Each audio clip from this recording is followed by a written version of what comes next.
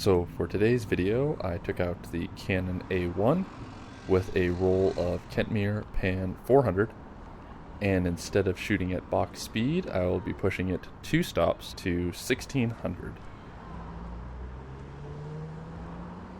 One of the interesting aspects of trying to shoot a 400 ISO film at 1600 on a day like this was it was quite sunny, very little cloud, so it had quite harsh light, and I really wasn't sure how the film would respond to being shot at 1600 with such bright light. But as you can see here with this first image, which I found to be quite ironic, be the light right under a light. It turned out quite well. I don't think there's a whole lot of loss of detail.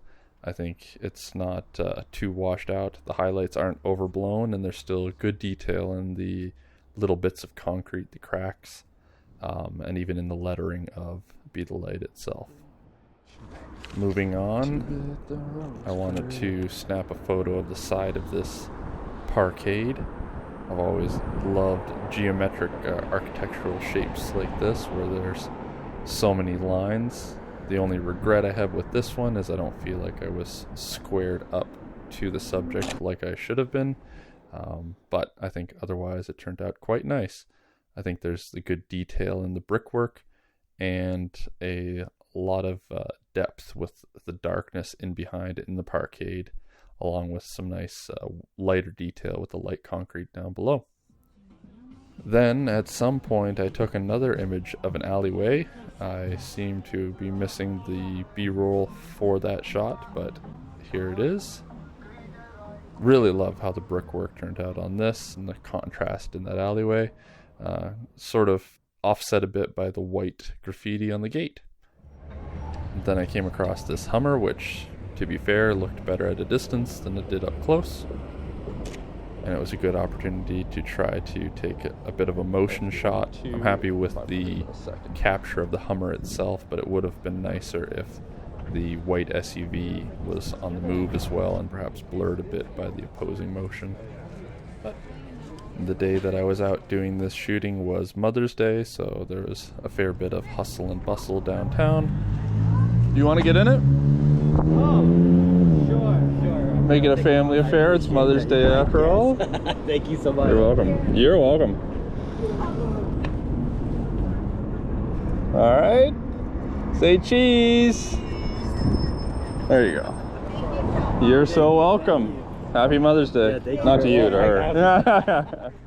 Then I wanted to get inside this indoor shopping center. It's an area that I've never been into before, other than another side of the building, which is connected to a local hockey arena. But it was quite interesting to get in there during the daytime. It was super dead, which made it nice for getting in there to do some photos. Then I squared up here to try to take a shot of some people down through the branches and the trees, but it turned out that the leaves weren't lining up just how I wanted to, so that was a fail. Oh, that's literally all there is. There's no... I really like how this one turned out just because of the brightness of the light coming through the skylight, along with its geometric shapes, and then the combination of the geometric shapes set against the various sort of facets of the roof nearby, and it has that gradient from quite bright all the way to almost a black there up at the top.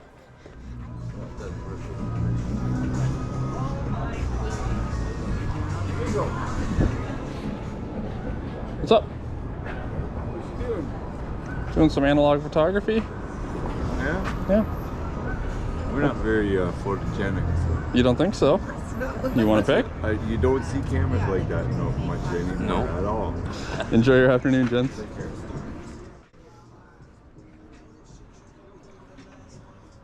Then I came across this gentleman having an afternoon beer on a Sunday. Do you mind if I take a photo of you through the window? Sure. Yeah?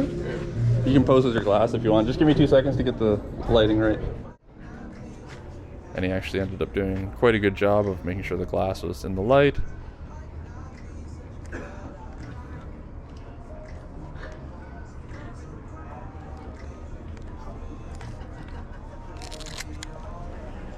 And I think all in all, aside from the dirt specks on the window, it turned out quite well. Awesome. And then we have one final photo that I took. I was trying to use up the roll and came upon a Canada goose outside a rail station. Not super happy with how it turned out. I think it's the composition just wasn't there. I should have taken a little bit more time.